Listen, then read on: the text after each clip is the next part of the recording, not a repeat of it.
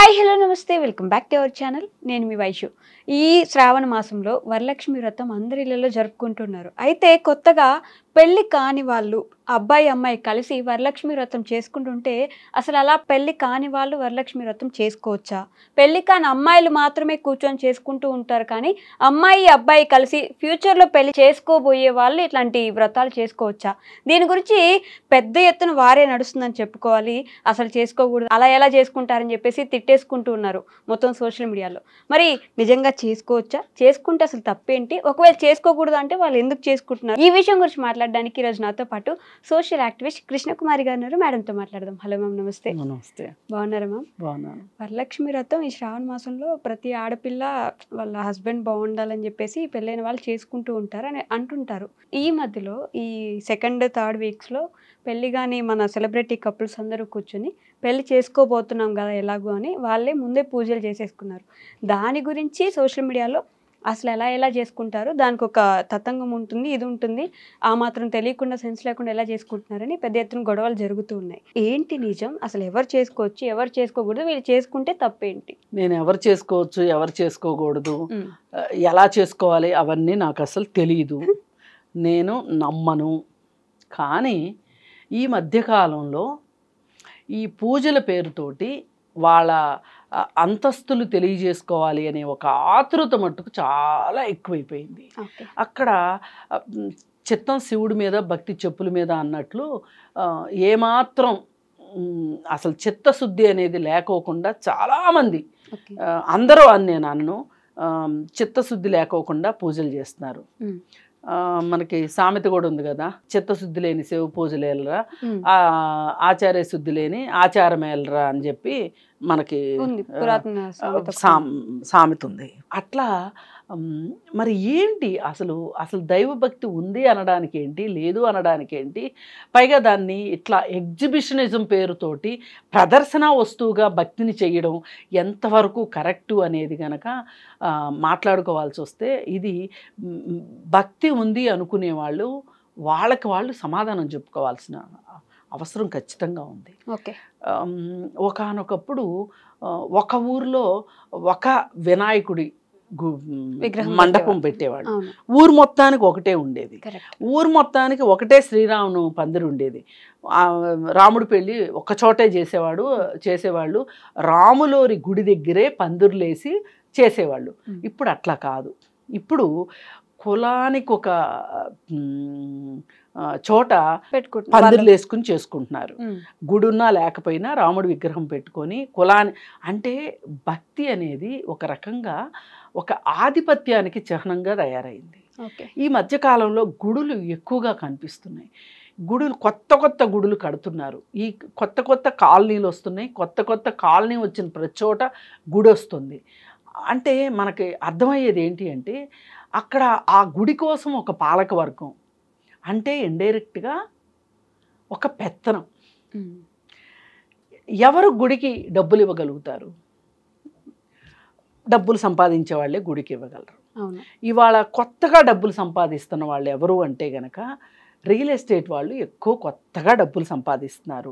అలాగే ఆస్తులు విలువలు పెరిగిన తర్వాత ఆ ఆస్తులు అమ్మినప్పుడు వచ్చిన డబ్బులను కూడా గుళ్ళకి విరాళాలు ఇచ్చేవాళ్ళు ఎక్కువ ఉన్నారు. ఇప్పుడు మనం ఈ కొత్త కాలనీలు ఏర్పడే దగ్గర ఈ రియల్ ఎస్టేటు చేసి కొత్తగా డబ్బులు సంపాదించిన వాళ్ళని చూసుకుంటే గనక వాళ్ళకి ఒక రకమైన పెత్తనం కావాలి. అంటే అది ఒక హోదాకి చిహ్నంగా భావిస్తున్నారు. దైవభక్తి కూడా ఒక హోదాతో కూడింది. దానివల్ల మనకు ఒక హోదా వస్తుంది, ఒక గుర్తింపు వస్తుంది. అంటే దైవభక్తిని దీనికి అడ్డం పెట్టుకుంటున్నారు అనేది అర్థమైపోయింది మనకి. ఇక ఇందులో మీకు అసలు రెండో మాట అక్కర్లేదు, అసలు శశబెషలు అక్కర్లేదు. అంటే ఎప్పుడైతే ఈ విధమైన పెత్తనం గొళ్ళపైన వచ్చిందో, అలాగే భక్తి ప్రదర్శనగా అయిపోయిందో, దానికోసం ముబ్బడిగా డబ్బులు ఖర్చు పెట్టడం అలవాటైపోయిందో, మీరు తిరుపతి వెంకన్న స్వామి సంగతి చూడండి. ఎంతమంది అజ్ఞాత భక్తులు వాళ్ళు ఏం చేస్తుంటారు అంటే హుండీలో వేసేస్తూ ఉంటారు. అసలు అజ్ఞాత భక్తులే ఎందుకు వేయాలి?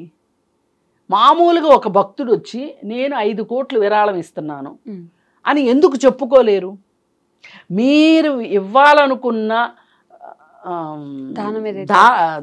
ధర్మం చెయ్యాలనుకుంటున్నారో లేదు కానుక వెయ్యాలనుకుంటున్నారో హుండీలో, అది మీరు చెప్పుకోలేని సంపాదన అది. అంటే ఏ అవినీతి చేసి మీరు సంపాదించారు అంటే, నేను దాన ధర్మాలు చేసే వాళ్ళందరికీ, గుళ్ళల్లో డబ్బులు ఇచ్చే వాళ్ళందరూ అన్యాయాలు అక్రమాలు చేస్తున్నారని నేను అనను, ఎట్టి పరిస్థితుల్లో అనను. నాకు నిస్వార్థంగా పూర్తి దైవభక్తితో చేసే భక్తులు తెలుసు, దొంగలు తెలుసు. ఇప్పుడు తిరుమల తిరుపతి దేవస్థానం కిందకు వచ్చింది అనుకోండి, అక్కడ ధర్మకర్తల మండలి ట్రస్ట్ బోర్డు మెంబర్స్ అంటారు, అవి కొనుక్కోవడానికి రాజకీయాన్ని వాడుకుంటున్న వాళ్ళని చూస్తున్నాము, డబ్బులు వాడుకుంటున్న వాళ్ళని చూస్తున్నాము. ఆ డబ్బులు అక్కడ ఇచ్చి మెంబర్షిప్ కొనుక్కున్న వాళ్ళు రియల్ ఎస్టేట్ చేస్తూ మోసాలు చేసి చాలామందిని ప్రీలాంచ్ పేరుతోటి ఏడిపిచ్చి డబ్బులు కొన్న అతన్ని కూడా మనం చూసాము. ఒక అతన్ని ఇమ్మీడియట్గా ఒకళ్ళు కోర్టులో కేసేసి అతని మెంబర్షిప్ తీసేయించారు.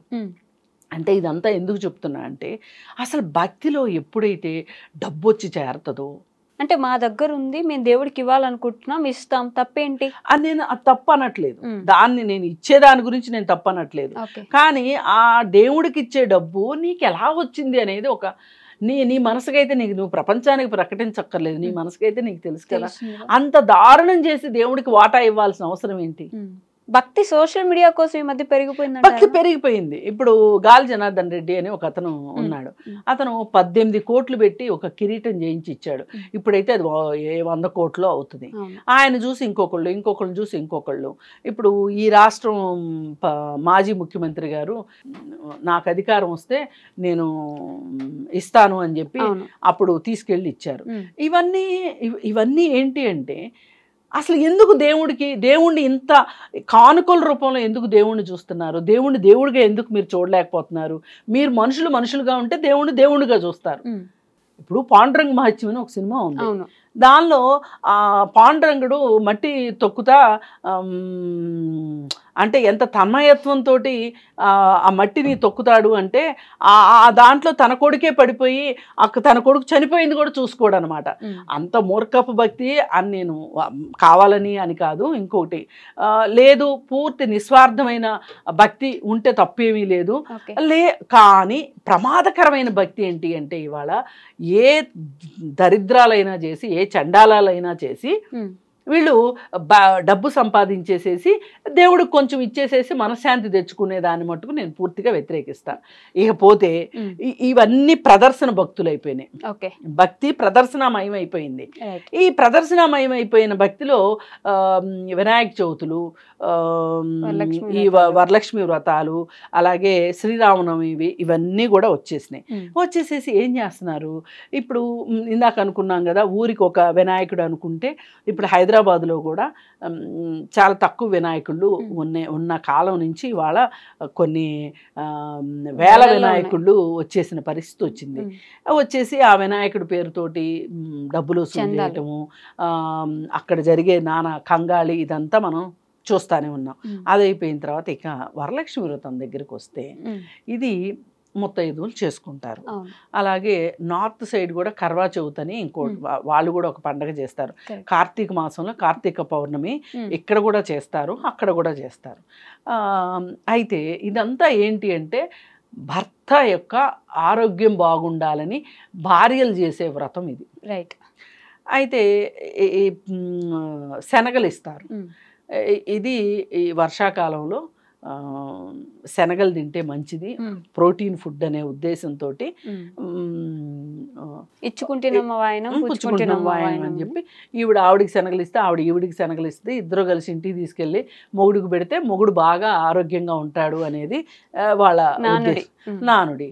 అయితే నా బాధ ఏంటి అంటే, ఇక్కడ ఒక చిన్న కన్సర్న్ ఏంటి అంటే, ఎందుకబ్బా మహిళలే భర్తల ఆరోగ్యాలు బాగుండాలని పూజలు చేస్తారు, భర్తలు ఎందుకు భార్యల ఆరోగ్యాల కోసం చేయరు?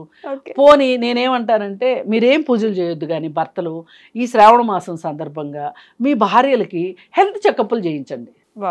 మంచి ఐడియా కదా అసలు. ఇప్పుడు ఆడవాళ్ళు ఎప్పుడు కూడా పిల్లలకు చేసామా, భర్తకు చేసామా, అత్తమామలకు చేసామా, ఇల్లంతా బాగా పెట్టుకున్నామా లేదా అని వాళ్ళ గురించి వాళ్ళు ఇల్లు పేరు మర్చిపోయినట్టు వాళ్ళ గురించి వాళ్ళు మర్చిపోతారు. అంటే ఎప్పటి నుంచో వస్తున్న ఆచారాలు మనం ఎట్లా చేయకుండా వదిలేస్తాం, మేము చేయొద్దనట్లేదు.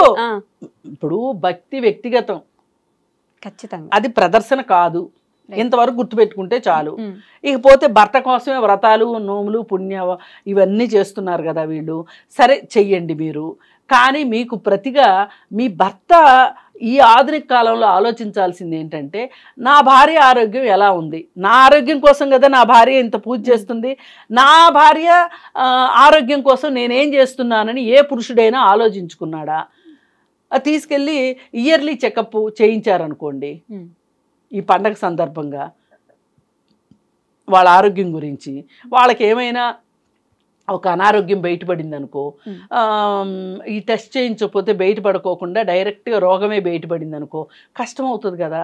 అందుకని చెప్పి విధిగా ఖచ్చితంగా భర్తలు భార్యల కోసం ఈ మాత్రం ఆరోగ్యంగా, అంటే వాళ్ళు మీ ఆరోగ్యం గురించి చూస్తున్నారు కాబట్టి మీరు కూడా వాళ్ళ ఆరోగ్యం గురించే చూడాలి అనేది నా కన్సర్న్.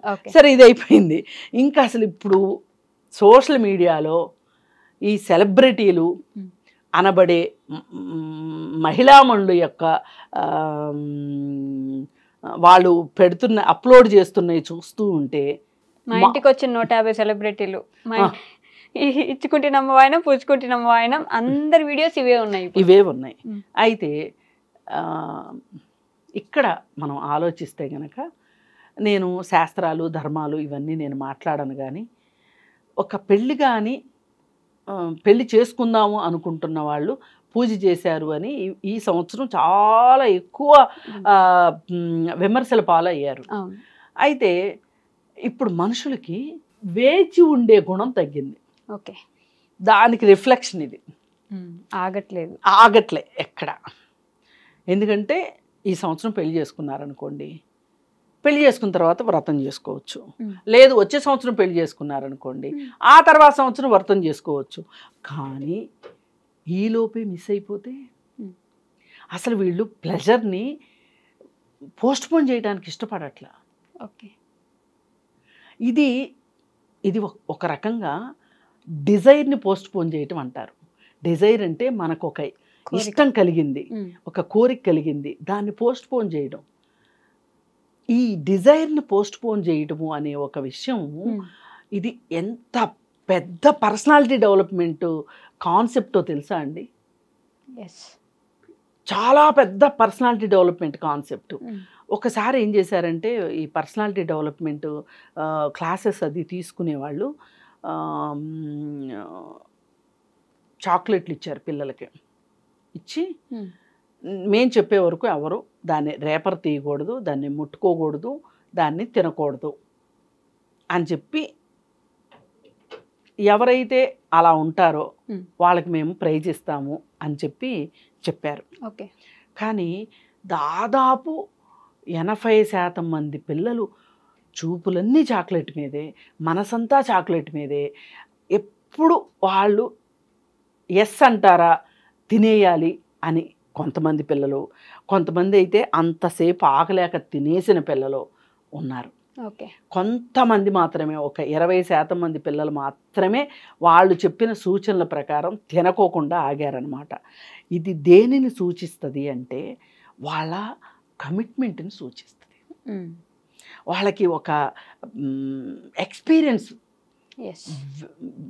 వెయిట్ చేయగలిగే కెపాసిటీని బిల్డప్ చేస్తాయి.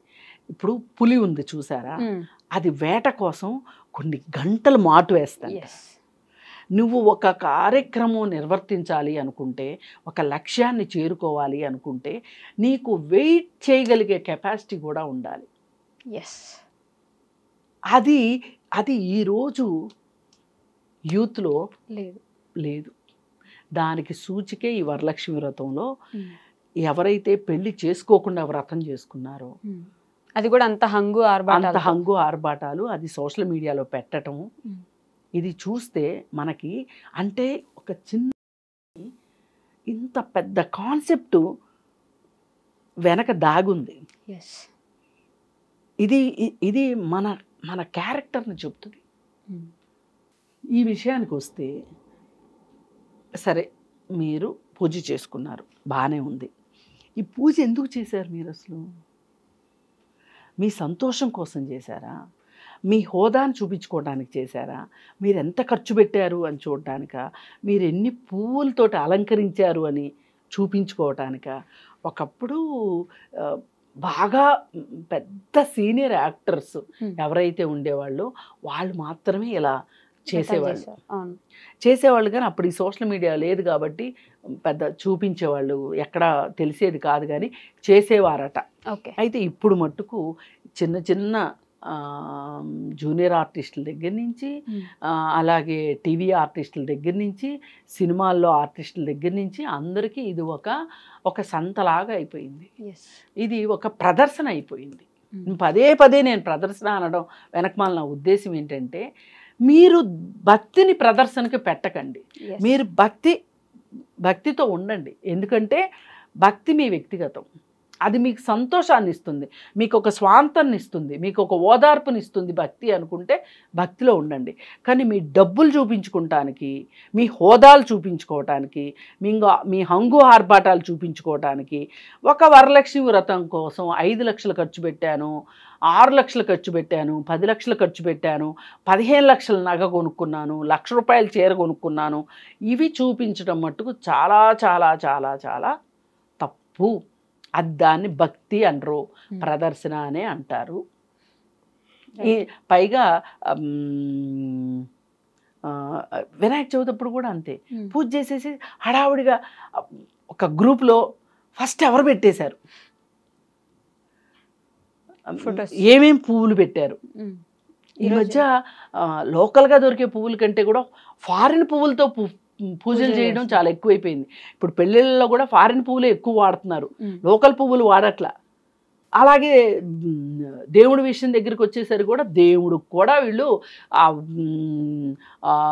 వాసన సుగంధము ఏమీ అక్కర్లే, ప్లాస్టిక్ పువ్వులు లాంటి పువ్వులతోటి, ఫారిన్ పువ్వులతోటి వీళ్ళు పూజలు చేస్తున్నారు. అంటే హోదాని చూపించుకుంటున్నారు ప్రతి చోట. మొన్న ఒకరైతే చెప్పారు, ఒకళ్ళ ఇంటికి వెళ్తే దాదాపు 7-8 లక్షలు ఖర్చు పెట్టి పూజ చేశారండి వాళ్ళు వరలక్ష్మి వ్రతము అని చెప్పారు. చెప్తే నిన్న వాళ్ళు రియల్ ఎస్టేట్ చేస్తారా అన్న, సింపుల్గా అవునండి అన్నారు.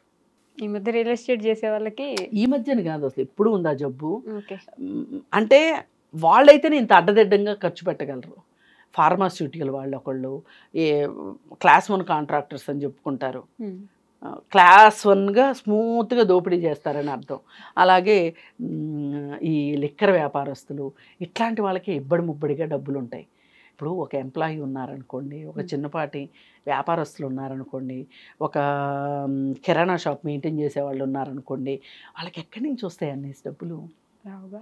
అందుకని దయచేసి మీ భక్తి వ్యక్తిగతం, భక్తిని భక్తిగా చూడండి, భక్తి శ్రద్ధలతో, భక్తి ప్రపత్తులతో ఉండండి తప్పితే ప్రదర్శనలతో ఉండొద్దు అని చెప్పి చెప్పదలుచు. ఇప్పుడు ఏమవుతుందంటే వీళ్ళు ఈ సోషల్ మీడియాలో పెట్టడం వల్ల శక్తి ఉన్నవాళ్ళు శక్తి లేని వాళ్ళు కూడా పూజలు చేయాలని చూస్తున్నారు. ఇవాళ చాలా కింద స్థాయి వర్గాల్లో కూడా ఈ పూజల ఇది చాలా ఎక్కువైపోయి భరించలేని ఖర్చు ఎక్కువ అవుతుంది. పైగా పనిలో పనిగా ఇంకొక మాట, ఈ బొడ్రాయి పండుగలు అని జరుగుతున్నాయి. ఈ బొడ్రాయి పండుగలు జరగడం వల్ల ఏమవుతుంది అంటే ఒక్కొక్క ఊరు వాళ్ళు ఒక్కొక్కసారి చేస్తున్నారు. ఆ ఊర్లో వాళ్ళందరూ ఎక్కడెక్కడ ఉన్న పిల్లలు, ఎక్కడ ఉద్యోగాలు చేసే విదేశాల్లో ఉండే వాళ్ళు కూడా వస్తున్నారు బొడ్రాయి పండుగలకి. వచ్చి వాళ్ళు బట్టలు పెట్టుకోవటాలు. సగటున ప్రతి కుటుంబము ఒక బొడ్రాయి పండగకి 50,000 ఖర్చు పెడతారు. ఖచ్చితంగా 50,000 ఖర్చు పెడుతున్నారు. ఈ 50,000 ఖర్చు పెట్టే విషయంలో మా దగ్గర పనిచేసే వాళ్ళు కూడా 30,000 ఖర్చు పెట్టారు. 30,000 ఖర్చు పెడితే నాకు గుండె ఒక్క క్షణం జల్లుమంది. అంతకుముందే ఆ అమ్మాయికి ఏదో అనారోగ్యం ఉంటే, నువ్వు చూపించుకోమ్మా, అని నేను సలహా చెప్తే, అమ్మ హాస్పిటల్కి వెళ్తే ఈ టెస్ట్ అంటారు, ఆ టెస్ట్ అంటారు, ఈ మందులు అంటారు, ఆ మందులు అంటారు, అమ్మ మా దగ్గర డబ్బులు ఎక్కడున్నాయి అన్నది. అలాంటిది 2 వారాల తర్వాత ఇట్లా బొడ్రాయి పండగకి వెళ్తున్నాము అన్నది. సరే నేను ఎంత సింపుల్గా వెళ్ళి చేసుకొచ్చుకుంటారో అనుకుంటే, వచ్చిన తర్వాత అడిగితే ఎంత ఖర్చు అయింది అంటే 30,000 అయింది. 30,000 ఎందుకు అయింది అంటే, ఏటను కోసామా, ఆడబడుచులకు బట్టలు పెట్టామా, అయ్యవారికి డబ్బులు ఇచ్చామా, ఇవన్నీ భోజనాలు పెట్టామా, ఇవన్నీ లెక్కేస్తే 30,000. అమ్మా నువ్వు మా 30,000 గురించి ఎలా మాట్లాడుతున్నావు? మా ఊర్లో ఒక్కొక్కళ్ళు లక్షలేసి ఖర్చు పెట్టారమ్మా, ఎక్కడెక్కడ చుట్టాలని పెళ్ళిళ్ళు చేసినట్టు చేశారమ్మా, అసలు మా ఊర్లో ట్రాఫిక్ జామ్ అయిందని చెప్తుంది ఆ అమ్మాయి నాతోటి. ఎక్కడి నుంచి వస్తుంది ఇది వెర్రి? ఇది భక్తి కంటే భయం ఎక్కువైపోయింది. ఇప్పుడు రాకపోతే మనం ఏం చేస్తారు, అమ్మవారు ఏం చేస్తారు? ఇదంతా మార్కెట్ మాయాజాలం తప్పితే ఏమీ లేదు. అయ్యవారులు చెప్పారని చేయటం, అయ్యవారులు వాళ్ళకు వచ్చే దక్షిణాల కోసం వాళ్ళు చెప్తారు. అలాగే వ్యాపారస్తులు అప్పుడప్పుడు కొన్ని వదంతులు వస్తుంటాయి. అన్నా చెల్లెళ్ళు బట్టలు పెట్టుకోవాలంట అని వస్తుంది. ఎక్కడ లేని సందడి వచ్చేస్తుంది బట్టల షాపుల్లో. అక్కా చెల్లెళ్ళు పెట్టుకోవాలంట, సంవత్సరానికి ఒకటి వస్తుంది. ఇట్లాంటి ఖచ్చితంగా వస్తాయి. ఏంటి అంటే ఇదంతా వ్యాపారస్తులు రేపెడుతుంటారు. ఇవన్నీ అక్క చెల్లెలకి తమ్ముడు ఇంటికి పిలిచి బట్టలు పెట్టాలంట, సెంటిమెంట్ పేరుతోటి.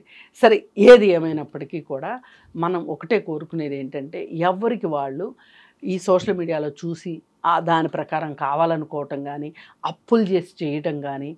ఇప్పుడు ఆ రోజు 30,000 పెట్టి పండగ చేయడం కోసం ఆ అమ్మాయి పనిచేసే ఇళ్లలో ఒక ఇంట్లో తలా 5,000 అప్పు తీసుకొని వెళ్ళింది. మరి ఇది అప్పేగా. మరి డాక్టర్ చూపించుకో అంటేనేమో డబ్బులు లేవన్నది, ఆ అప్పు చేసి పండగ చేసుకున్నది. అందుకని ఇట్లా సోషల్ మీడియాలో చూసి కానీ, లేకపోతే ఈ వదంతులు నమ్మి కానీ పూజలు చేసి అప్పుల పాలు అవ్వద్దు. ఇప్పుడు ఒక కుటుంబానికి 50,000 అది, కానీ గ్రామం మొత్తం కుటుంబాలతో లెక్కేస్తే దాని నెట్వర్త్ లెక్కేయండి ఒకసారి, ఎంత ఖర్చు అది. అందుకని ఇట్లాంటి కాకుండా మీరు మనస్ఫూర్తిగా ప్రశాంతమైన మనస్సుతోటి దండం పెట్టుకున్నా కానీ చాలు. అంతేగాని ఇంత ఆర్భాటాలు, ఇంత హడావుడులు చేసి డబ్బులు ఖర్చు పెట్టి మీరు ఖర్చు పెట్టుకోగలిగిన వాళ్ళు ఖర్చు పెట్టి, ఖర్చు పెట్టలేని వాళ్ళు బాధపడేటట్లుగా ఈ ప్రదర్శన మట్టుకు వద్దు అని చెప్పి కోరుకుందాం. Okay ma'am, thank you. నిజంగా ప్రస్తుతం ఉన్నటువంటి సమాజం దేనికి ప్రయారిటీ ఇస్తుంది? ఆర్థిక సంబంధాల చుట్టూ మాత్రమే తిరుగుతుంది. మళ్ళీ ఎన్నికలంగానే చాలా విరక్తి కలుగుతాం. మంచి అనిపిస్తుంది కదా, లేడీస్ కూడా ఛాలెంజింగ్ జాబ్స్ చేసినప్పుడు చాలా బాగుంటది. ఫుడ్ డెలివరీ ఇవ్వటానికి వెళ్ళినటువంటి డెలివరీ బాయ్ అనిల్ పై కళ్ళ ముందు